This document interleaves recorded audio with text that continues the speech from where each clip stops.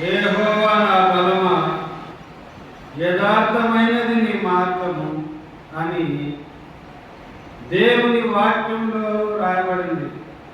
పాట కూడా భక్తులు రాశారు. యెహోవా నా బలమా, యథార్థమైనది నీ మార్గం, పరిపూర్ణమైనది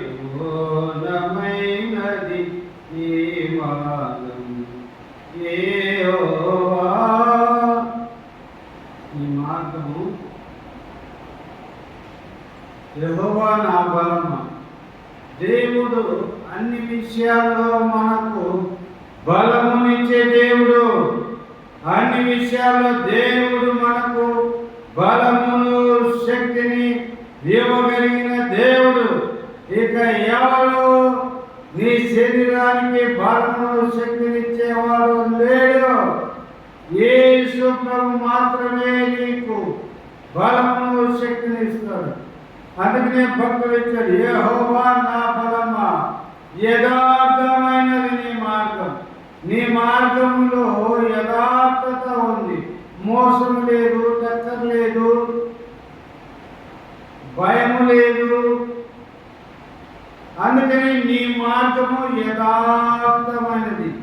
అందుకే నీ మార్గంలో నన్ను నడిపించు ప్రభు అని భక్తులు ప్రార్థన చేస్తున్నారు.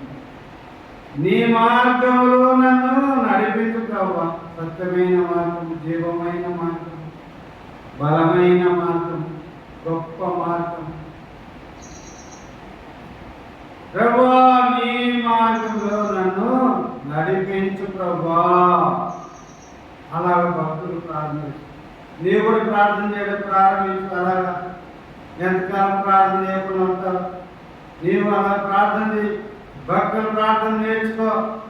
భక్తులు ఎలా మొరపెట్టారు, ఎలా ఎంగలార్చారు, ఎలాగ కన్నీరు కార్చారు, ఎలాగ ఉపవాసం ఉన్నారు, ఎలాగ దేవునితో ఒంటరిగా ప్రార్థన గడిపారు. భక్తుల జీవితాలు గమనించు. దేవుడు నిన్ను దీవిస్తాడు. భక్తుల మార్గమును అనుసరించినప్పుడు దేవుడు నిన్ను దీవిస్తాడు.